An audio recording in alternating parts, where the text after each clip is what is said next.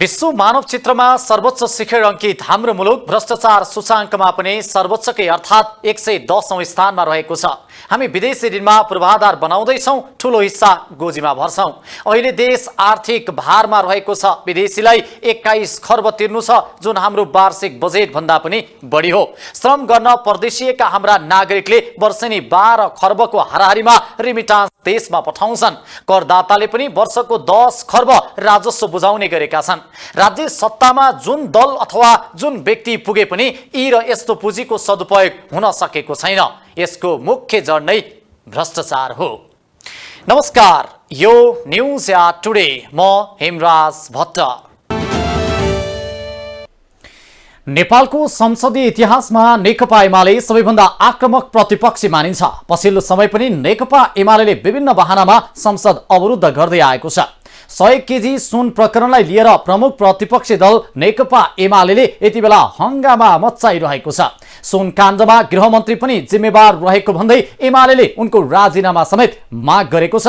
यस्तै सत्ता पक्षमा सांसदहरूले पनि सुन काण्डले सत्य तथ्य छानबिन नभएमा आवरण अनसन बस्ने चेतावनी समेत दिएका छन्। संसदलाई प्रभावकारी र उत्तरदायी बनाउनमा प्रमुख प्रतिपक्ष दलको भूमिका महत्त्वपूर्ण हुन्छ। तर पछिल्लो समय प्रमुख प्रतिपक्ष दल एमालेका केही गतिविधिहरू संसदीय मूल्य मान्यता विपरीत छन्। जनताको मुद्दा भन्दा पनि एमाले सरकारसँग प्रतिशोध साध्नका लागि कसिएको छ। राष्ट्रका महत्त्वपूर्ण विषयमा सत्ता पक्ष र प्रतिपक्ष एक हुनुपर्ने हो। तर पछिल्लो समय संसदमा दलहरूबीच ध्रुवीकरण बढ्दै गएको छ। एमाले गृहमन्त्रीको राजीनामा नै माग गरेर बेल घेराउ गरेपछि बुधबारको संसद बैठक नै स्थगित गर्नु पर्यो। भ्रष्टाचार जस्तो विषयमा राजनीतिक दलहरू एक हुनुपर्नेमा एक अर्काको विरुद्ध लागेका छन्। विगत लामो समयदेखि नेकपा एमालेको संसदीय गतिविधि हेर्दा सन्तोषजनक भने छैन। संसदमा 100 किलो सुन काण्ड, ललिता निवास प्रकरण, एमाले सांसद कोइरीको विषय, पशुपतिनाथ मन्दिरको सुनको जलहरी काण्ड, मुर्रा फैसी, भुटानी शरणार्थी लगायतका विषयमा प्रश्न र आक्रामक आवाज उठाउँदै आएको छ।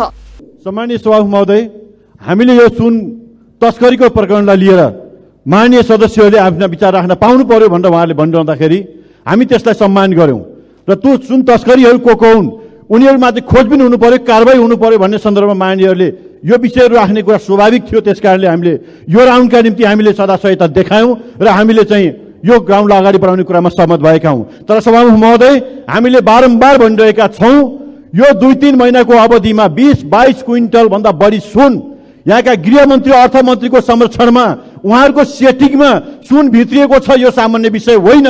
यो अन्तिम पटक भेटिएको 1.5 क्विन्टल सुन त यो पछिल्लो पटक सेटिङ बिग्रिँदाखेरि यो पक्राउ परेको सभामुख महोदय। यसभन्दा अगाडि 33 पटकसम्म यो आएको छ। त्यसकारणले यो सामान्य विषय होइन। हामीले भनिरहेका छौं यसमा उच्च स्तरीय छानबिन समिति बन्नुपर्छ र यसमा चाहिने मन्त्रीदेखि लिएर तल काम गर्ने को संलग्न छन् यी माथिहरू छानबिन गर्नुपर्छ भन्ने कुरामा हामी तोहरानका साथ उभिएका छौं। सम्माननीय सभामुख महोदयको आफ्नो आसनबाट त्यसका निम्ति उच्च स्तरीय छानबिन समितिका निम्ति रुलिङ होस्, अन्यथा हामीले यो बैठक अगाडि बढ्न दिन सक्ने स्थिति छैन। सभामुख महोदय, यो यहाँ राख्न चाहन्छु। 100 किलो सुन काण्ड। त्रिभुवन अन्तर्राष्ट्रिय विमानस्थलबाट बाहिरिएको झण्डै 100 किलो सुन काण्डको विषयलाई लिएर प्रतिनिधि सभामा हंगामा मच्चिएको छ। बुधबारको बैठकमा सुन काण्डको विषयलाई लिएर सांसदहरूले गृहमन्त्री नारायण काजी श्रेष्ठको राजीनामा माग गर्दै हंगामा मच्चाएपछि प्रतिनिधि सभाको बैठक साउन 15 गते बस्ने गरी स्थगित भएको छ।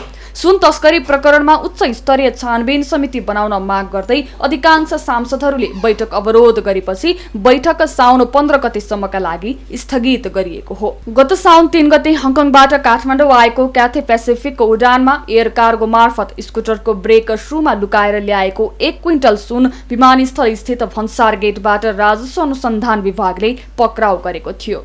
पशुपति जलहरी काण्ड। तत्कालीन प्रधानमन्त्री केपी शर्मा ओलीले आफ्नो कार्यकालमा पशुपतिनाथको मन्दिरको गर्भगृहमा चाँदीको जलहरीको स्थानमा सुनको जलहरी लगाउने निर्णय गर्दै त्यसको कार्यान्वयन समेत गरेका थिए। पशुपतिनाथ मन्दिरको दर्शन गर्न गएका बेला उनले सुनको जलहरी राख्न सरकारले 30 करोड दिने घोषणा गरेका थिए। 2077 फागुन 12 गते राष्ट्रपति विद्यादेवी भण्डारीको उपस्थितिमा पशुपतिनाथ मन्दिरको गर्भगृहमा रहेको शिवलिङ्गमा 96 किलोको सुनको जलहरी राखिएको थियो। त्यसअघि रहेको चाँदीको जलहरीलाई विस्थापित गर्दै सुनको जलहरी राख्ने विषयमा त्यो बेला निकै विवाद समेत भएको थियो।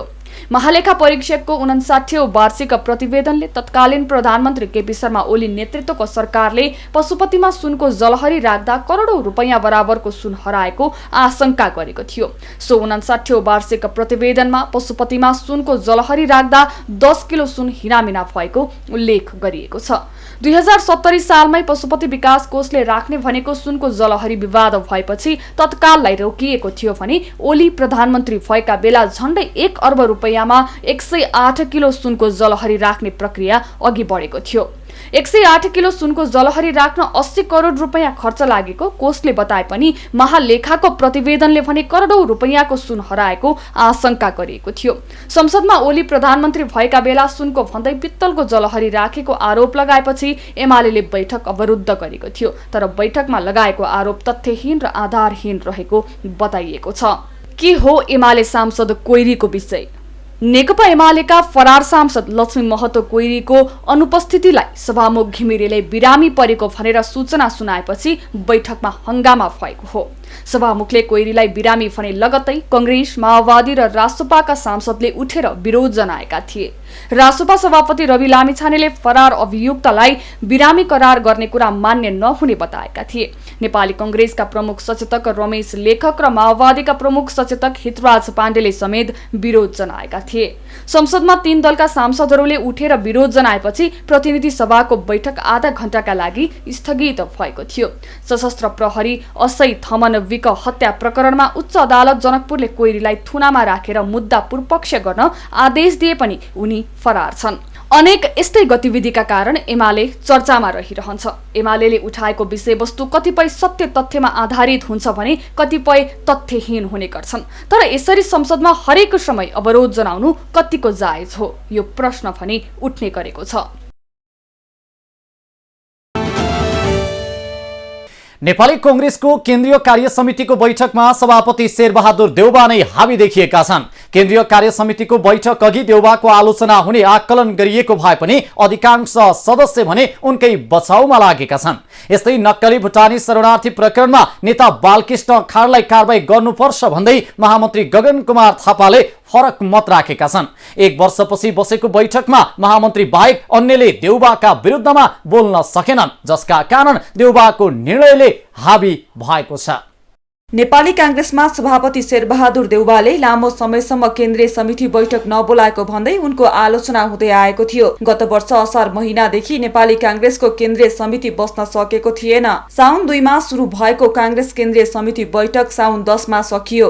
यो बैठकमा सभापति शेरबहादुर देउबाको आलोचना अपेक्षित अनुमान भन्दा निकै कम भयो। बैठक बस्नु अघि सभापति देउबालाई गाह्रो हुने अनुमान थियो। महामन्त्रीहरू गगन थापा र विश्वप्रकाश शर्मा बैठक अघि देउबा कार्यशैलीलाई लिएर आलोचना गरिरहेका थिए। संस्थापन इतर समूहले देउबाको आलोचना गर्ने अनुमान थियो। तर 8 दिन चलेको बैठकको दृश्य फरक देखियो। आलोचनाको भार दुवै महामन्त्री माथि थोपारिँदा देउबाको भने प्रशंसा भयो। आफ्नो बचाउ गर्न माहिर देउबाले केन्द्रीय समिति बैठक प्रत्यक्ष प्रसारण गर्ने निर्णय लिएर चकमा दिए। त्यसमा देउबा सफल भए पनि 157 सदस्यीय केन्द्रीय समितिमा प्रचण्ड बहुमतमा रहेका देउबाको आलोचना कम हुने नै भयो। संस्थापन इतर समूहका नेता शेखर कोइराला पनि नरम रूपमा प्रस्तुत भए। त्यसले पनि देउबाको आलोचना कम हुन पुग्यो। पार्टीको सांगठनिक र समसामयिक विषयमा विभिन्न निर्णय लिँदै कांग्रेस बैठक समापन भएको हो। महासमिति बैठकको तिथि मितिदेखि वार्षिक कार्यक्रमको कार्यतालिका पारित गरेको छ, जसमा कांग्रेसले आगामी मंसिरमा महासमिति बैठक गर्ने निर्णय गरेको छ। आगामी मंसिर 11, 12 र 13 गते महासमितिको बैठक काठमाडौँमा गर्ने निर्णय छ। 2078 मंसिरमा 14औं महाधिवेशनबाट नेतृत्व मात्रै चयन गरेर 6 महिनाभित्र नीति अधिवेशन गर्ने कांग्रेस नेताहरूले बताएका थिए। 3 तहको निर्वाचन र सत्ता राजनीतिको समीकरण व्यस्त हुँदा नीति महाधिवेशन गर्न ढिलाइ भएपछि कांग्रेसले महासमिति बैठकबाटै नीति बनाउने भएको छ। सोही अनुसार नीति अधिवेशनको सट्टा कांग्रेसले महासमिति बैठक बोलाएको महामन्त्री शर्माको भनाइ छ। यस्तै सांगठनिक सुदृढीकरणका लागि साउन 20 देखि 30 गतेसम्म आन्तरिक अभियान चलाउने निर्णय गरेको छ। यसका लागि 77 जिल्ला र 753 स्थानीय तहमा प्रतिनिधि खट्नेछन्। अभियानमा सदस्यता वितरण, तहगत समितिको क्रियाशीलता, यथार्थ विश्लेषण र संगठन सुदृढीकरण तथा सबलीकरणको काम हुने कांग्रेसले जनाएको छ। यस्तै साउन 27 मा युवा र जलवायु परिवर्तन सम्बन्धी कार्यक्रम गर्ने निर्णय गरेको छ। केन्द्रीय कार्यालय र सबै स्थानीय तहमा यो कार्यक्रम चल्नेछ। भदौ 10 देखि 24 गतेसम्म समुदायमा कांग्रेस नामक राष्ट्रव्यापी अभियान चलाउने निर्णय गरेको छ। दलित संघ भंग। कांग्रेसले आफ्नो भातृ संस्था दलित संघको केन्द्रीय समिति भंग गरेको छ। बैठकले अधिवेशन गर्न नसकेपछि दलित संघलाई भंग गरेर भदौ 15 भित्र तदर्थ समिति गठनको जिम्मा सभापतिलाई दिएको छ। दलित संघको म्याद समाप्त भएकाले भंग गरिएको महामन्त्री शर्माले केन्द्रीय समितिको निर्णय सुनाएका थिए। सुशासन बारे 15 बुँदे प्रस्ताव पारित। कांग्रेसले भ्रष्टाचार नियन्त्रण र सुशासनको विषयमा 15 बुँदे प्रस्ताव पनि पारित गरेको छ। सरकारले थालेको भ्रष्टाचार विरोधी जुनसुकै अभियानमा साथ दिने कांग्रेसको निर्णय छ। भ्रष्टाचारमा कोही दोषी नउम्क्युन्, कोही दोषी नफसुन् भन्ने नीति लिएको महामन्त्री विश्वप्रकाश शर्माको भनाइ छ। यस्तै बैठकले सुन तस्करीमा संलग्न भएका व्यक्तिलाई अविलम्ब कारबाही गर्न माग पनि गरेको छ। कांग्रेस बैठक भुटानी शरणार्थी प्रकरणमा पूर्वपक्षका लागि थुनामा रहेका पूर्व गृहमन्त्री बालकृष्ण खाँडबारे भने मौन बसेको छ। बैठकले खाँडबारे निर्णय नलिएपछि महामन्त्री गगन थापाले फरक मत राखेका छन्। बैठकमा पनि महामन्त्री थापाले खाँडलाई निलम्बन गर्नुपर्ने लिखित मत दर्ज गराएका थिए। मधेसलाई सुक्खा क्षेत्र घोषणा गर्न कांग्रेसको माग। कांग्रेस बैठकले मध्य प्रदेशलाई सुक्खा क्षेत्र घोषणा गर्न र किसानलाई राहत दिन सरकारलाई माग गरेको छ। महामन्त्री शर्माले मध्य प्रदेशमा न्यून वर्षा भएका कारण समयमा खेती हुन नसकेको भन्दै बैठकले सुक्खा क्षेत्र घोषणाको माग गरेको बताए। मध्य प्रदेशलाई सुक्खा क्षेत्र घोषणा गरी किसानलाई उचित राहत दिन र दीर्घकालीन समाधान खोज्न कांग्रेसले सरकारलाई भनेको छ। विधान कार्यान्वयन गर्ने देउबाको संकेत। 7 दिन चलेको बैठकमा आफ्नो धेरै आलोचना नभएकोमा धन्यवाद दिएर सभापति देउबाले बैठक टुंग्याएका छन्। बैठकमा उठेका जवाफ सभापतिको तर्फबाट उपसभापति खड्काले दिइसकेकाले देउबाले धेरै बोल्नु छैन भन्दै कुरा टुंग्याएका थिए। तर देउबाले अर्को केन्द्रीय कार्यसमिति बैठक भने बुधबार नै बोलाएर विधान कार्यान्वयनको संकेत देखाएका छन्। असोज 2 गतेका लागि केन्द्रीय समितिको अर्को बैठक बोलाएका छन्। विधान अनुसार कांग्रेसको केन्द्रीय समितिको बैठक 2 महिनामा एकपटक बस्नुपर्ने व्यवस्था छ। विधानको कार्यान्वयन हुने गरी बैठक अन्त्य गर्दै देउबाले अर्को बैठक मिति घोषणा गरेका छन्। साउन 3 मा भन्सार जाँच पास गरी ल्याएको 100 केजी सुन पक्राउ परेपछि मुलुकको राजनीति नै तरङ्गित बनेको छ। राजनैतिक सेटिङकै आधारमा सुन ल्याएको भन्दै यति बेला सरकारको चर्को आलोचना भइरहेको छ। यही प्रकरणको अनुसन्धान अहिले व्यापारीमा केन्द्रित भएको छ। कति ठूलो परिणामको सुन कहाँबाट आएको र कसरी आएको हो भन्ने बारेमा नि प्रहरीले कुनै सुइको पाउन सकेको छैन। हाल 17 जनामाथि अनुसन्धान भइरहँदा 17 जनालाई मात्रै पक्राउ गरिएको छ। हङकङबाट भित्रिएको तस्करीको क्विन्टल सुन प्रकरणमा व्यापारी राकेश कुमार अडुकिया अनुसन्धानमा तानिएका छन्। बुढा नीलकण्ठ स्थित रेडी ट्रेडको ब्रेक सुको अवतारमा भित्राइएको सुन बरामदपछि अनुसन्धान गर्ने क्रममा अडुकिया शंकाको घेरामा परेका हुन्। विगतमा गोरखा विकास बैंक घोटाला प्रकरणमा मोचिएका र शेयर कारोबारमा विवादास्पद पृष्ठभूमि भएका अडुकिया तस्करीको सुन भारतसम्म पुर्याउन सक्रिय रहेको आशंका राजस्व अनुसन्धान विभागले गरेको छ। अनुसन्धानकै क्रममा विभागले बुधबार अडुकियाको कमल स्थित घरमा छापा मारेर केही कागजात नियन्त्रणमा समेत लिएको छ। सुन बरामदपछि अडुकिया सम्पर्कविहीन छन्। उनी केही बैंक वित्तीय संस्थामा यसअघि सञ्चालक समिति सदस्य रहिसकेका व्यक्ति हुन्। विभागको टोलीले बुधबार नै चिनिया र भारतीय गिरोह बस्दै आएको ठमेल र लाजिमपाट स्थित घरमा छापा मारेको छ। ठमेलको एक घरबाट ब्रेक सु उल्लेख गरिएका 66 कार्टुन बरामद भएको छ। रेडी ट्रेडले नै सुन भित्राउने क्रममा ती सामान ल्याइएको आशंका गरिएको छ। क्विन्टल सुन भित्रिनु अघि बालुवाटार र लाजिमपाटमा कोठा भाडामा लिएर बसेका 2 विदेशी एक साता अघि नै पक्राउ परिसकेका छन्। भारतीय नागरिक थेप्थेन छिरिङ एयर चाइनाबाट चीन भाग्न लागेका चिनिया नागरिक 36 वर्षीय जेक्युयाङ लिनलाई विभागकै टोलीले पक्राउ गरी अनुसन्धान गरिरहेको छ। दुबई, चीन, हङकङ र भारतमा रहेका मुख्य गिरोहका सहयोगी रहेको आशंका गरिएको छ। त्यसमा नेपालमा व्यवस्थापनको भूमिका अडुकियाले गरेको आशंका गरिएको छ। विभागका महानिर्देशक नवराज ढुङ्गानाले तथ्य प्रमाण तथा बयानबाट खुले अनुसार अनुसन्धान अघि बढेको बताउँदै आएका छन्। अनुसन्धानकै क्रममा बुधबार विभिन्न स्थानमा छापा मारेर सामान बरामद गरिएको छ। पक्राउ परेकाहरूसँग बयान लिने क्रम पनि जारी छ। विभागले क्विन्टल सुन प्रकरणमा जटिल र साङ्गठिक किसिमको अपराध भएकाले हतारमा नतिजा नआउने जनाउँदै आएको छ। ब्रेक सुकै आवरणमा असार 29 मा भित्रिएर विमानस्थल भन्सार जाँचपास भएको 1 क्विन्टल सुन विभागले अघिल्लो मंगलबार सिनामंगल सडकबाट बरामद गरेको थियो। त्यस क्रममा एकजना भन्सार एजेन्ट र अर्का एकजना ट्याक्सी चालकलाई समेत नियन्त्रणमा लिइएको थियो। अनुसन्धानमा हालसम्म विमानस्थल भन्सार अधिकृत 2 जना खरिदार, 4 जना भन्सार एजेन्ट सहित 17 जना पक्राउ परिसकेका छन्। बुधबार मात्रै सुन तस्करीसँग जोडिएका नरेश भनिने नुवाकोटका सुरेन्द्र तामाङ पक्राउ परेका छन्। पक्राउ परेकाहरूलाई ललितपुर प्रहरीका छुट्टा छुट्टै हिरासत कक्षमा राखेर अनुसन्धान गरिँदै आएको छ। व्यापारी अडुकिया गत महिना मात्रै त्रिभुवन अन्तर्राष्ट्रिय विमानस्थलबाट भारत दुबई हुँदै हङकङ पुगेका थिए। अनुसन्धानमा संलग्न एक अधिकारीका अनुसार गत जुन 26 मा त्रिभुवन विमानस्थलबाट अडुकिया भारत गएको देखिन्छ। त्यतैबाट दुबई पुगेका उनी हङकङबाट पुनः दुबई हुँदै जुलाई 5 मा त्रिभुवन विमानस्थल भएर नेपाल फर्किएका थिए। हङकङ र दुबईबाट भित्रिएको तस्करीको सुन यसअघि पनि प्रहरी र भन्सारले पटक पटक बरामद गर्दै आएको थियो।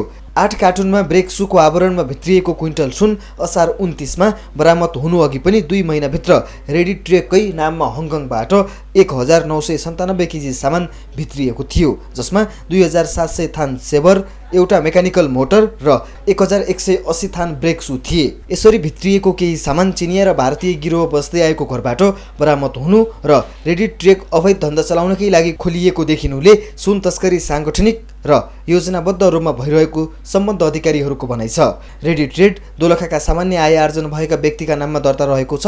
तस्करीमा विमानस्थल भन्सारकै अधिकृत एक्सरेमा बस्ने प्राविधिकको भूमिका झनै शंकास्पद देखिएको छ। ब्रेक सुको कार्टुन एक्सरेमा राख्दा कैफियत देखाए पनि कर्मचारीले गिरोहको योजना अनुसार नै छाडिदिएका थिए। त्यही प्रकरणमा अधिकृत सहितका 3 कर्मचारी पक्राउ परेका छन्। हालसम्मकै ठूलो परिमाणको अवैध सुन भन्सार जाँचपास भएर विमानस्थलबाट बाहिर हुनुले यसभित्रको संयन्त्रको कामबारे नै आम नागरिकले प्रश्न उठाउन थालेका छन्। त्रिभुवन अन्तर्राष्ट्रिय विमानस्थलबाट हालसम्मकै उच्च परिमाणको सुन बरामद भएपछि यति बेला चौतर्फी चासो र चिन्ताले बजार तताएको छ। साउन 3 गते राजस्व छली गरी आएको 1 क्विन्टल सुन बरामद गरिएको थियो। यति ठूलो परिमाणको सुन आएपछि त्रिभुवन अन्तर्राष्ट्रिय विमानस्थलको सुरक्षादेखि त्यहाँ सम्बद्ध सबै निकायका कर्मचारीको भूमिकामाथि नै यति बेला प्रश्न उठेको छ। हवस् त आजलाई न्यूज एट टुडे यति नै। हामी सबै बिदा चाहन्छौँ। नमस्कार।